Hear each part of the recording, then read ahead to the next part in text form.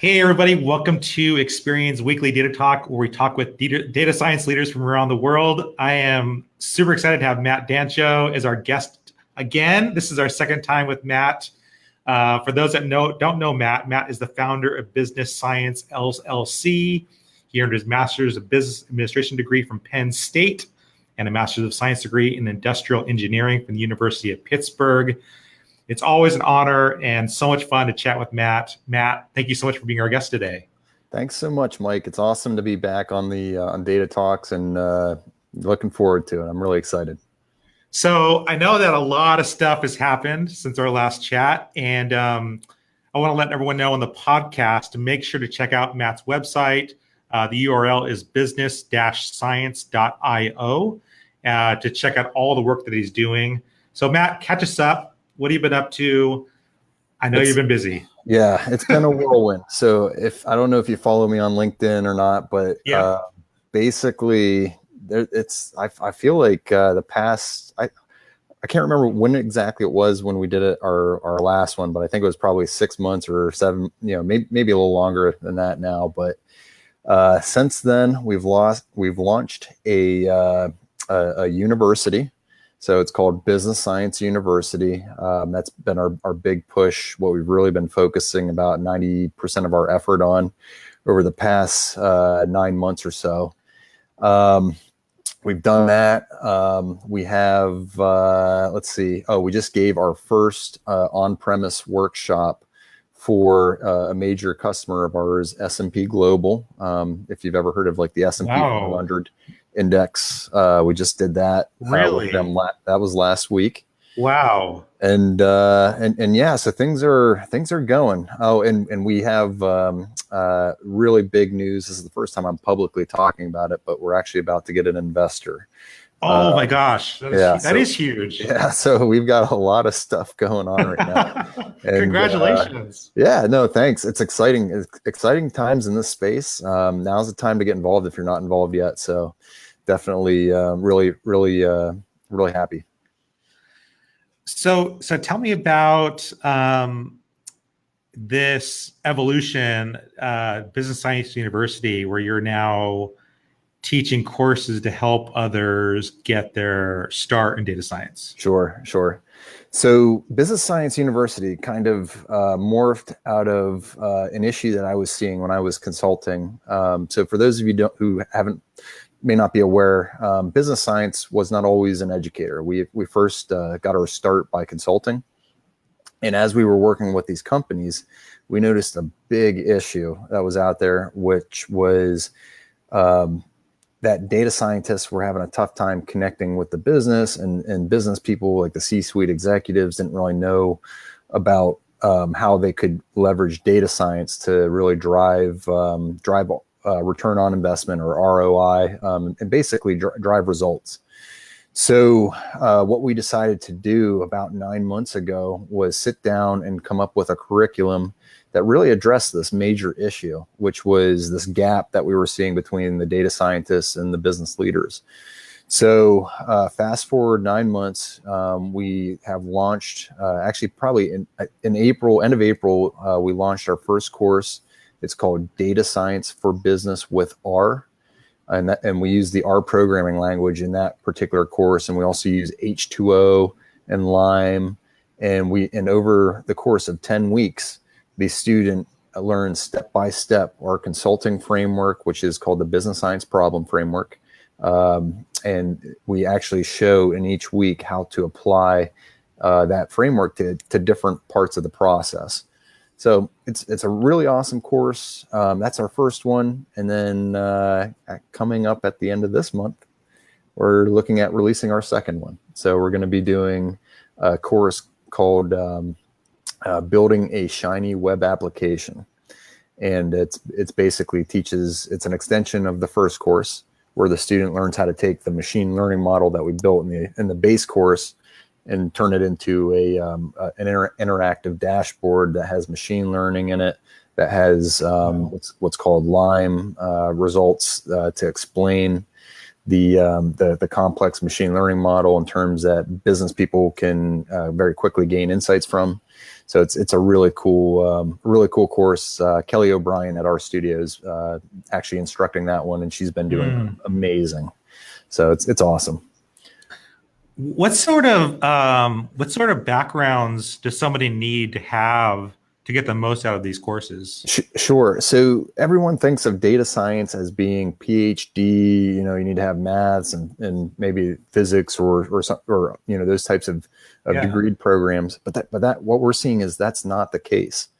If you look at I've looked at the demographics of our courses, and the majority of them are either MBAs, business people. A lot of them are coming from consulting backgrounds, so they're at companies like Accenture or Deloitte, or they're also data scientists that are new to the field, and they're getting jobs in these businesses, but they really want to know how they can link up the data science with the financial piece, and really drive what I call ROI or return on investment. So that's really the demographics. You don't need to be a data scientist, business analyst. That's a perfect background for this type of program.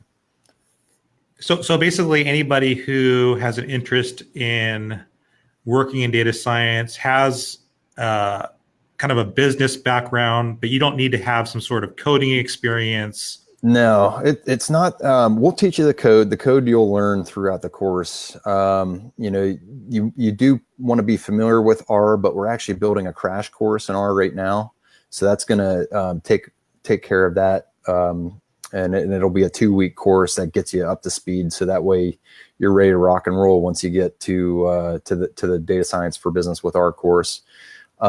Really, if you have a little bit of familiarity with R, and meaning like basic dplyr and ggplot2. If you've heard of those packages and have noodled around with those before, you're good to go.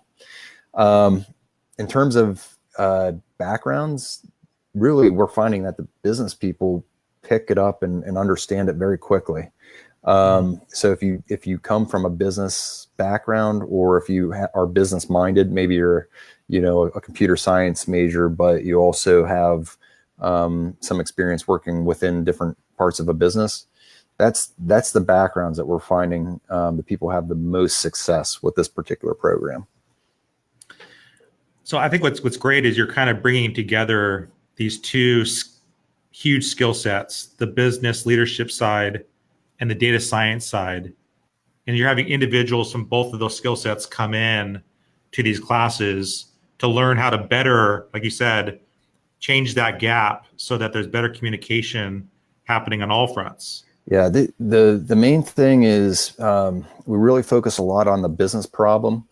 So up front, when you look at a data science project, the data science, a lot of people can, that's very easy to understand, or we'll say maybe within a few weeks you can very very easily pick up some of the more complex subjects, especially through this course.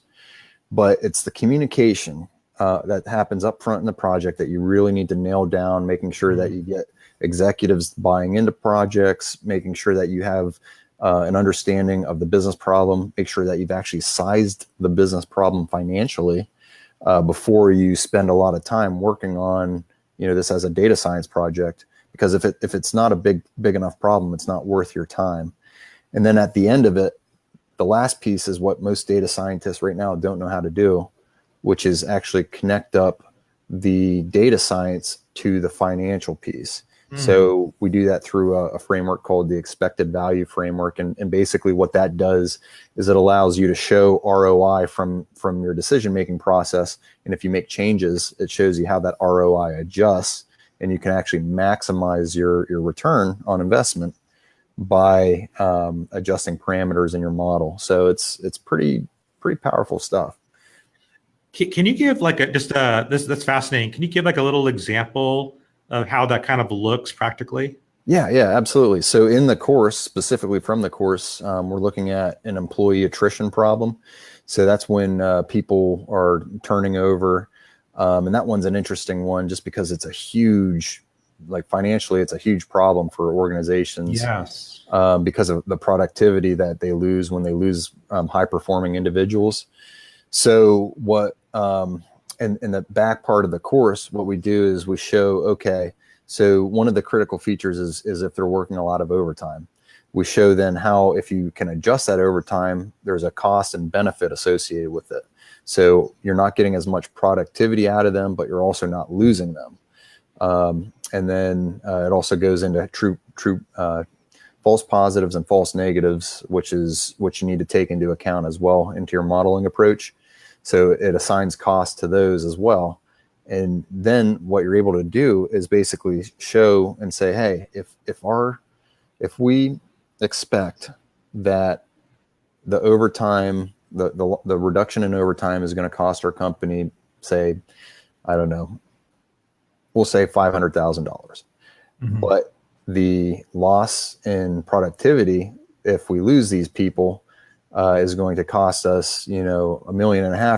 It's much more beneficial to just take the hit on the overtime, and that's what this model shows you how to do. Mm-hmm. And then you can actually optimize it so you don't have to target everyone. You can target certain high risk individuals.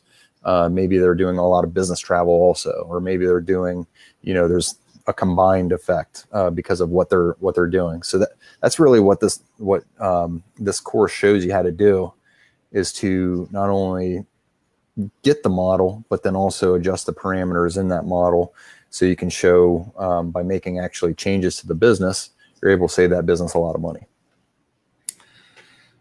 That is so cool and so practical, because I think that's a really good case study that could be applied to like every business. Every business is trying to keep high performers, trying to keep productivity up, trying to keep everybody happy, lower attrition on those good right, on those people, right? Yeah, this problem that we picked is an employee attrition problem, but it's also part of a larger type of class of problems called churn, and that's a binary classification problem. So basically, what that means is, if you take this course, you can handle any other binary classification problem. So think of instead of employee churn, customer churn. That's a huge analytics. Yeah, totally. And actually, that's what we brought Fabio on. Fabio Vasquez, one of your other veterans of Data Talks. Fabio is awesome. Yeah. So Fabio is doing our Python course right now. So he's actually we're going to release that, I think, in Q4. It's on the roadmap. Oh. Yeah. So he's doing the Python course with customer analytics, analyzing a customer churn problem using the same methodology, swapping out the tools. So instead of R, we're going to be using Python and I think Spark in that course, along with H2O. So it's going to be a really cool course as well. So we've got some pretty good stuff happening on the university end. Yeah, you're bringing in some all-stars. Yeah. We're swinging for the fence. That is so cool. So, in our data science community on Facebook, people are always asking, like, where should I go to learn about data science and business? And certainly, there's always like different online courses that are offered. Some of them you don't know how legit they are. Right. So for the people out there that are looking to join a data science program to learn online, what would be some things you tell them to look out for, like some warning signs? Like maybe that's not because we get people submitting so many different online courses, and Matt, I don't even know. I have no idea. Is that a legit course? Is that a good course? The whole online course, and this is something that we live with day in and day out with Business Science University. So the education system as a whole, I think, is kind of it's not well suited for actually getting results. And I think that's the biggest problem. So, there's a ton of courses out there. There's a ton of information out there. But the problem is 95% of them all teach tools, and they don't teach actually how to apply those tools to real problems. That's one of the main differentiators from our, and one of the reasons that we created Business Science University.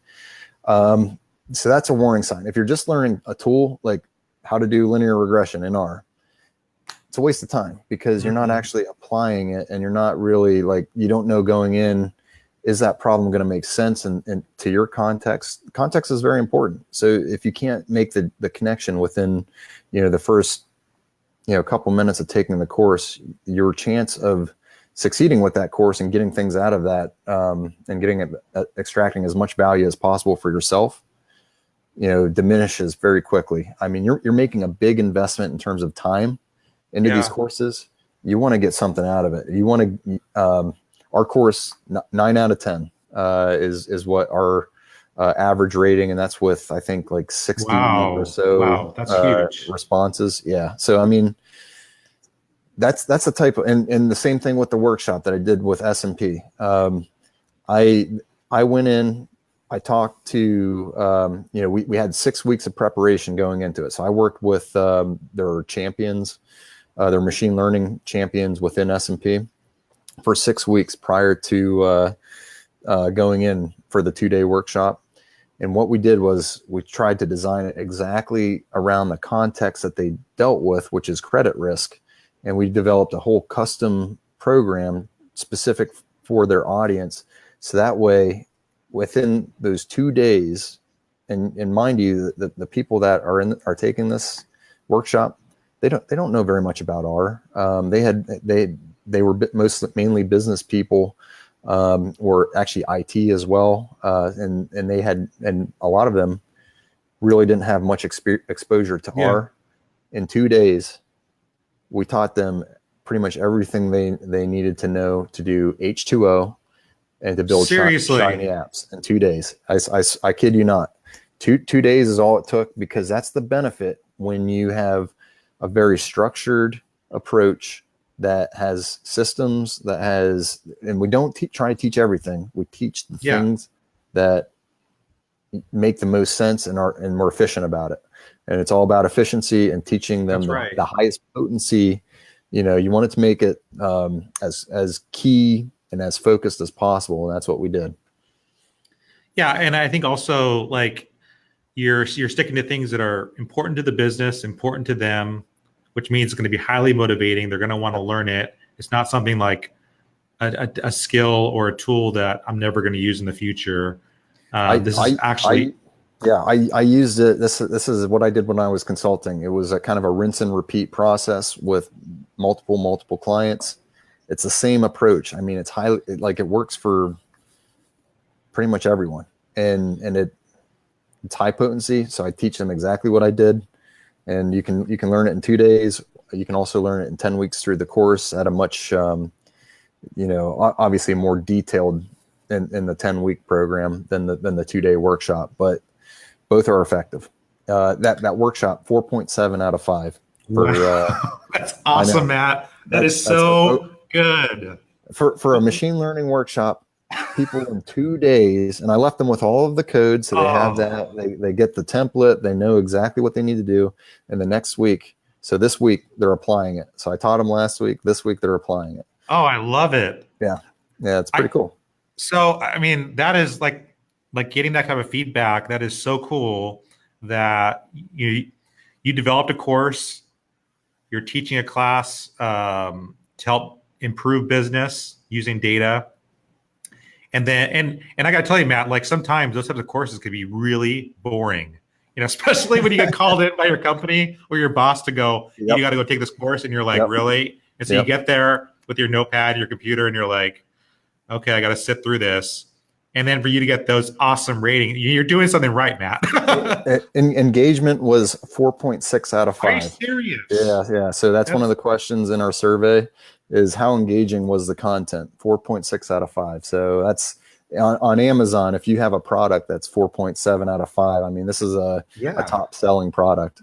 So that's what we're doing, and we're figuring out, and it's the approach that we're taking, which is an applied context-specific approach that teaches. It's highly potent because people make that connection right away, and they say, "Hey, I need to learn this stuff. This is really going to be useful to what I'm doing."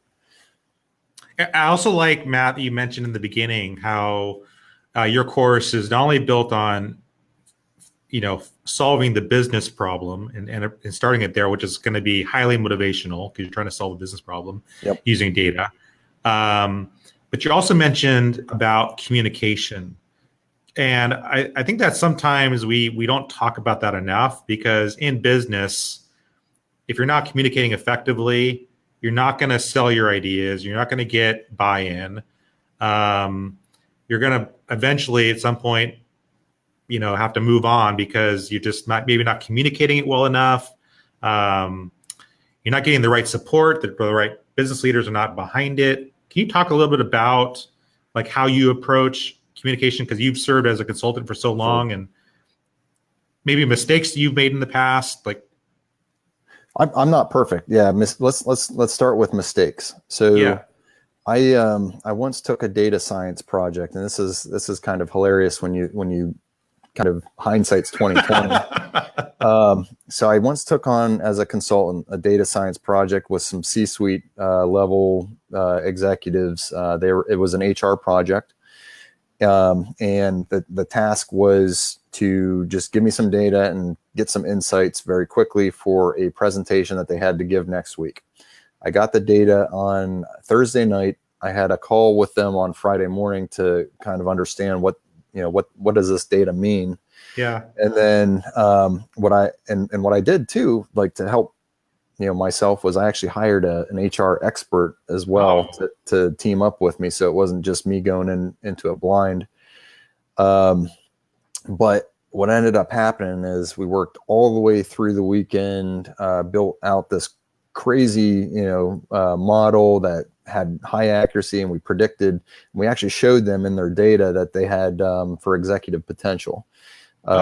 They had people flagged and targeted for executive potential, and then there were certain people that weren't. And we said, hey, the model is based on the features that you have from this model. These people should be, the model is predicting them as being targeted for executive leadership. Maybe you should give them more investigate them further. And we wanted that to be kind of like the focal point of, hey, when you give your presentation for the board next week, show them this model and show them these results and show them how beneficial data science can be. It didn't go over well though, because really it wasn't what they were expecting. They were expecting, let me take a step back. It didn't go well because I didn't know what they wanted. And I still don't know what they want, because I never up front in the process did that basic systematic approach, which I teach in my course now. And this was actually, it's kind of funny, because this was the birth of the business science problem framework, because I had whiffed so bad on this project, and it was a Fortune 500 client that like I really wanted to do well for, and I really wanted to go above and beyond. And that's why I hired the expert, and that's why we really worked all through the weekend to get them this assignment. And it goes back to communication. So upfront, understanding what they want, and that's kind of what this framework now teaches. And then at the end of the project, showing them the results. Did we meet our objectives? Always go back to the beginning. These were the objectives that we set out with. Did we meet those objectives? That type of project management process goes a long way with convincing executives and leadership that you're getting a benefit out of data science. So long story short, I whiffed really bad. I took a lot of time to digest that very painful event, and out of that I came up with the business science problem framework, which is really the step-by-step roadmap for making sure that you get your data science project, you turn it into a successful project. I think too, Matt, the lesson here is for leaders who are bringing on consultants and data scientists, you can hire the smartest person, but if you're not communicating well, because also it's not just your fault, it's also the person who's telling you, like maybe they didn't know, right? And so they're like giving you like what they think, but they're looking to you like, you tell me, and then you're like, okay, If you don't have clear expectations, Yep. Yeah. right? It's like anything. I mean, Yeah. if you don't go into it and really understand your audience and understand what's driving them, what are their motives, what are their needs, what are their wants, and Yeah. you don't have that understood and digested, and if you don't, I mean, doing a data science project in a weekend is not a smart Yeah. idea either. So don't get me wrong. There's a this is a Yeah. case Yeah. in Yeah. itself of what not to do. Yeah. Yeah. But the communication piece couldn't have been more off, because I made the assumption that I knew what they wanted. They want predictive analytics, and I could show them how to investigate their executive, who they had on the executive track. Mm-hmm. That wasn't what they wanted. It may be super valuable to them, but not for Right. this Right. particular presentation that they had for the board the next week. I mean, they could have been presenting on something totally different. And how silly is that to present, something on executive promotion if that's not the topic? So it's these basic understanding that's all communication. Yeah.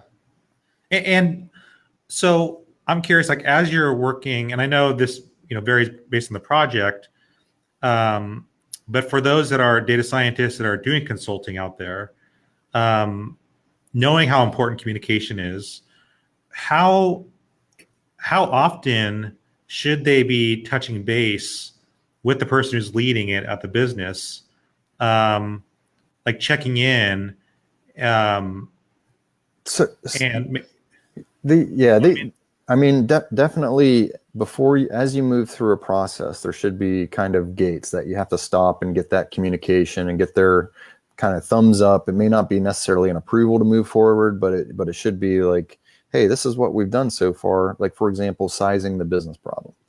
Before you move into trying to collect data and spending a whole lot of time on the data piece, you should very quickly be able to understand whether or not it's a large problem or a large potential payoff for analyzing this issue. And you do that by sizing how big you think that this project could be in terms of a savings for the company. If you don't do that up front and communicate that, that's very important, and that should be an approval, to move forward. Um, the other thing on communication, so checking in with them, I would say maybe, once a week, just give them, a couple bullets of what's going on. But really the key piece of communication is also internal to their company, mm, talking with the subject matter experts, talking with the people who are on the ground that know this business process inside and out that you're trying to help them out with. If it's a customer issue, talking with the people on the sales desk. If it's an HR issue, talking with people in HR or talking with managers of the different departments that are having the highest turnover. I mean, that's mm, really where you get these key insights. And then your job is to not necessarily do everything, but to take what they say and then kind of turn that into, like, first data and then a model. So there's a lot of steps of communication, and that communication with your subject matter experts, that should be, daily and for mm. multiple hours at a time, especially while you're designing a project. Do you also have advice for those that are coming towards the end of a project? They've kind of gained the insights, they're ready to prepare to share with executives, um, but maybe the leadership, they don't have your background in data science, they don't have your background in stats, and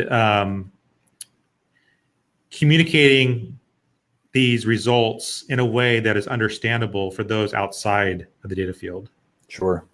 The biggest thing that we need to do as data scientists is be able to show a return on investment. That's the one number that they are going to be able to say, hey, if you're saving me money, like, everyone gets that. If Yeah. at least at the executive level, they see dollar signs as, whether or not a project gets funded or whether or not it doesn't, or it's that's how everything is measured. So you have to be able to show ROI, the return on investment.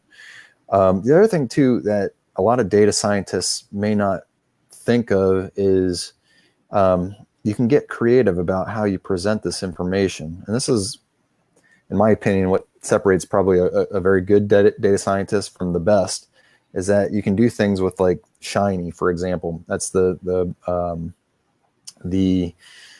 software that is also, you can use it with R, so R plus Shiny. You can make these web dashboards. That's a really useful way because you can give the executives access to that app. And number one, it's interactive, so that just kind of like blows them away. But number two, they can actually kind of click on things, and then they can turn that analysis into gaining the key insights that they need for their specific areas. And they can hover over charts and see that, you know, things pop up, and you can actually incorporate your models into it. So for example, the HR employee turnover, you could show the model prediction as a terms of percentage of risk. So say somebody is 75% likely to leave. People get that, and that's what the model outputs a percentage, and then it gets converted into whether or not they leave or they don't leave. So you can use that percentage as kind of like a gauge of how likely that person is to leave, and then you can have all sorts of ways to like show the features that are contributing to that person leaving. Like it might be high overtime, or it might be they're doing a lot of business travel, or they might just be in a department where there's a lot of high turnover, so there's something that needs to be investigated there. So it's just figuring out different ways to give them that information. And if you do it in a Shiny dashboard or something like that, you're getting bonus points for that. That is cool. Yep. That is cool. Matt, I want to go back to Business Science University and the classes you're developing. And when we were emailing back and forth, you mentioned some classes that I never heard about. You said something about time series machine learning. Yes. Yeah. So we are in the process of scaling up Business Science University. We have a major investor that's coming on board. They are giving us some resources that we've never had before, both financially, but more importantly, they have a fully stacked data science team, and they're a NVIDIA partner. They have actually done workshops with NVIDIA before, teaching labs, and they're really well developed in the financial space, and where financial is using a ton of high technology and high data science is in time series and in text analysis. So we now have on our roadmap for 2019, the first half, we're going to be releasing a time series course, which is actually kind of where I got my roots in time series, with some of the work that I've been doing. But they're going to add an extra layer of just able to really build a whole track that is around time series fundamentals, time series machine learning, time series deep learning with LSTMs, and we're gonna build a whole track around that. The other one is text analysis. So a lot of financial companies are using text right now, and you need to know NLP, natural language processing. You need to know deep learning. So that is an area that they're very strong in, that I'm actually myself am not very strong in, but I plan to get there. But it's nice being able to have these resources now that they can help develop the courses for me and Business Science University. That is awesome. Yeah, I've never heard of any courses like that out there. Yeah, so it's going to be something brand new. It's something that's really a high demand area right now. I did a poll on, we have a internal Slack community, a private Slack community for the course. And I actually had the students rate, what I should be working on next. And I gave them, 3 or so options. And the 2 highest options were time series and text analysis. So that's what they want. That's what we're going to give them. So it's actually the student feedback that's driving our roadmap, forward. I love it. Using your data to inform your decisions. It's not very complicated. I just, gave a couple options, and I, rated how many people wanted each one. So, but yes, I love having the students. Their feedback is very important, and really, it's the way that we're going to be running Business Science University is based on what they want. So I don't know anything about time series machine learning. And can you talk a little bit about that? What people would learn, and then like, I don't know, is it changing today as data? We're getting more and more data. Yeah, one of the big things, time series is a very broad topic. Most people traditionally only are aware of the most popular model that's out there right now, which is ARIMA. It's an auto-regressive integrated moving average model. So ARIMA is what everyone uses for time series. It's very good for forecasting things like electricity demand or the types of things that are more kind of have seasonality to them and have but are not necessarily like measured daily. So we're now getting into the world where we have all sorts of different challenges out there, such as like predicting how many hits your website's going to have in the next week, or like daily for the next week, or like Uber predicting what time of day is going to be their highest volume. So for those types of problems, we need to go to a new type of time series approach, and that is best handled with machine learning. So what machine learning allows us to do is to utilize the timestamp information along with a lot of other creative approaches that we can use for other, adding in variables and creating and feature engineering, and really develop pretty sophisticated models that does very well with these new time series problems. So it's very cool. I was actually talking with a company. They contacted me back in May, just looking for, what they do is they actually predict cash flows, like what day of the week or what day of the month that a certain client is most likely to pay their bill. That type of thing is very important for accounting because it's how you're going to forecast your revenue and your cash flows. So they're using it for that time series machine learning. We're also going to be teaching everything, ARIMA, and when to use certain approaches, and really just giving them a systematic approach, because that's what we do. It's all about systems. It's all about learning which models are going to be the best options for certain types of problems. And I love that you have a Slack group for people to communicate. What are some other benefits of being part of Business Science University? Really the biggest benefit, you're going to get a lot of knowledge that's very beneficial in a short period of time. 10 weeks may seem, short or long, but I'll tell you this. We had a student take the course. He is a consultant. His name's Rodrigo Prado. I did a testimonial with him. And one of the cool things that he taught me was that he took this, he also did a master's from Columbia University, very prestigious university in New York, data science program, data analytics. And he left there with a missing piece of information. And he said that he got that from taking my course. So at the end of the day, we close that gap between data science and the business. And what we do is we really focus on getting results. You're going to end up, if you want, you can take shorter courses or you can take tool-based courses. My experience is, that's good for maybe the beginner level, but if you want to go to advanced in a very short period of time, this is the course that will get you there.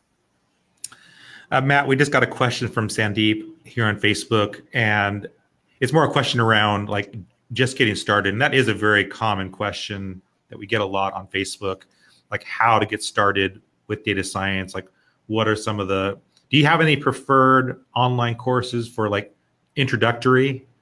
So there's no online courses that I can recommend right now, just because, again, I don't think they do the best job at getting people getting results. What I will say is there's a free book that's out there. It's called R for Data Science. It's made by, authored by Hadley Wickham and Garrett Grolemund. These are two data scientists at RStudio. That's the best resource. You can read that probably, if you go through it and really do all the code, it'll take you a couple of weeks. But that's the right now. That is what I recommend taking before you take this course. But we're in the process of developing those crash courses. We're going to be doing a Python crash course that Fabio is making. We're doing a Spark crash course, and we're doing an R crash course right now. So once those are ready, that's what I'm going to be recommending. That is cool. And it's going to be 2 weeks. 2 weeks to take it. Amazing. Up to speed in 2 weeks. Yeah. That is so cool. So, so for these crash courses, are they designed for somebody who has like no background in R? No background in R. No, they have typically they're business minded, and they know that they want to use data science for business, and but no experience with R is pretty much who they're designed for. Very cool. Very cool. I can't wait. Well, let me know when that goes live, because I'll definitely be promoting that out with our community. Good, so cool. Good. Yeah, I appreciate it. Yeah, get the word out. We need to get the word out.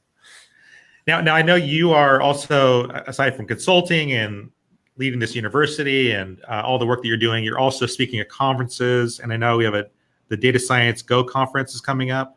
Yes. Yeah. Data Science Go. So that's run by the folks at Super Data Science, Kirill Eremenko and company. I didn't go last year, but my friend Bo Walker went last year, and he said it was awesome. So he actually recommended that I go this year. I've done several podcasts with their group. And, this year, what I really wanted to do was focus on education and actually going forward education. So this is the data science conference that's out there for educating and getting people ready to take on their career in data science. I'm going to be teaching a workshop, which is going to be, I think, a full day. It'll be most likely an abbreviated version of what I taught at S&P. And then, so that would be R, H2O. I haven't decided on the problem yet, but it may end up being the credit risk problem. And then I will be giving a talk, and that talk's going to be on the business science problem framework. And that's going to be very beneficial in a short period of time. I think it's a 40-minute talk. You'll learn exactly how to implement the process that I've basically built around consulting, and it's built through trial and error to manage data science projects.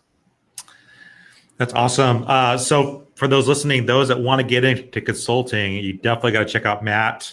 And hopefully these workshops, I hope they're video recorded and make them available. Hopefully they're available. I think Kirill, I'm pretty sure does that. I don't know 100%, but I thought I saw a lot of the information from last year in video format as well. So I got to know, like, Matt, and just from knowing the high ratings you get from your courses, how do you keep your energy level up? Because teaching an all-day course, these workshops, what's your secret? Oh man, so I have kind of this. I have a lot of weird approaches, unique things that I do.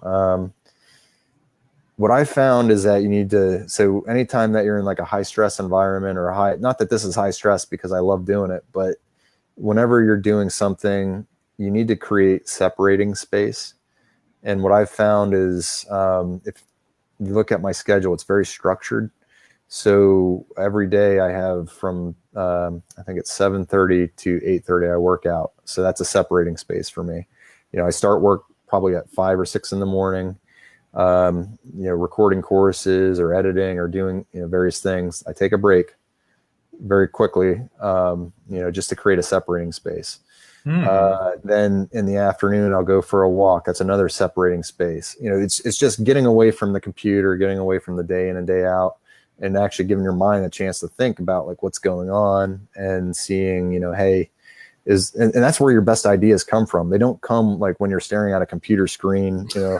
Hey, that is not where the business science framework came from. It was after, taking a couple days off and just kind of saying, hey, I really screwed this one up, and then sure enough, like day 2, it like hit me like a, smack in the face. And that you need that separation in order to be able to keep things going and really keep things moving along in the right direction. No, I'm totally with you. Like I like to do mountain biking and also road biking. Yeah. And it's like, it's during those moments where you're just like, not focused on work that the ideas come. Those are good ideas. I mean, the other challenge is you have to remember those ideas. So That's right. That's right. I write them down in my phone. I use Siri and I say, hey, take a note. Yeah. That is so cool. So when you are, I'm curious, when you're working out, do you listen to music or do you prefer silence? I do when I'm in. So when I'm outdoors, I don't. So when I'm running, I like to be aware of my surroundings so I don't get run over by a car or something. Yeah. But when I'm indoors, and lifting weights or something like that, I do listen to music. I find that and also when I'm throughout the entire day when I'm creating stuff, I'm always listening to music. I think there needs to be a Dancho data science playlist on Spotify. So for coding. Yeah, we'll put one together. It depends if you're in kind of the space out mode or if you're in the get work done mode. So that's so cool. Well, Matt, it's great catching up with you. I'm so excited about what's happening with Business Science University, the investor, the classes you're teaching, and all the work you're doing to support data scientists. And for those listening to the podcast, you definitely got to follow Matt Dancho on LinkedIn because he is just sharing so much great content, and he's part of a wonderful data science community. And what I love about you and Bo and so many others, Fabio, is that you not only are you guys passionate about data science, but you're also giving back to the community. And that's what's so beautiful is that you can tell that you and the people that are part of this on LinkedIn, you are just giving to help the new people get started in data science. Yeah, I mean, I'm very passionate about data science. I think one of the things that we all should be doing is as we grow, we should share that knowledge. And we do that. The way I do it is through the Business Science blog. Just this week, we released actually our best article yet, which is how to build a high performance data science team. Oh, wow. It's mainly aimed at people that really want to understand, what skill sets you need, what type of structure you need, those types of things. It's blowing up right now. Those are the types of things. And this is actually a case study. I went on site to a hedge fund for 2 days, and this is an elite hedge fund that is using machine learning. I got a chance to meet with their team. I got the chance to pretty much figure out what makes them tick, and I put that into an article on Business Science, and that one's just blowing up right now. But it's all about giving back. I mean, that's the way I do it. Other people, give back through so many other different ways. But we should be sharing our knowledge as we're gaining it. And it helps build the community, and we want the community to be successful, because if community is not successful, I'm not going to be successful, and vice versa. So. Mm-hmm. Well, so cool. Well, I'm going to check out that article that's blowing up right now, and I'm going to make a redirect right now. So this is the URL is going to be ex.pn/datateam.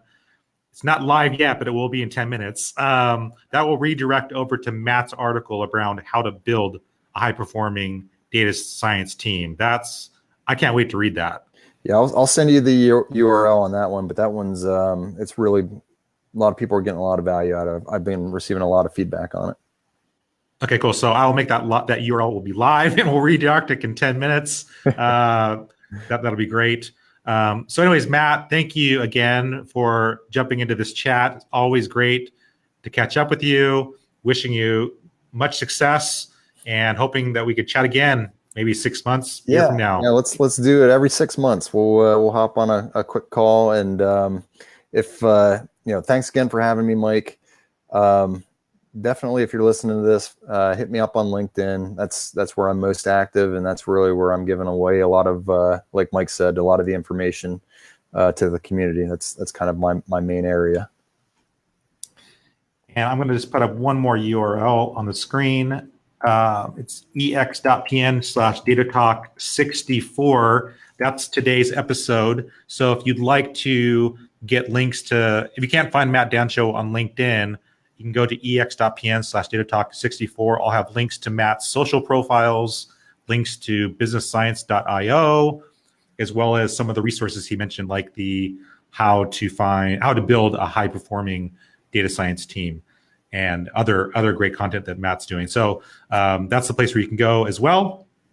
Matt, thank you again. And let's definitely chat in 6 months. All right. Thanks so much, Mike. I really appreciate it. Thank you. Take care, Matt. You too.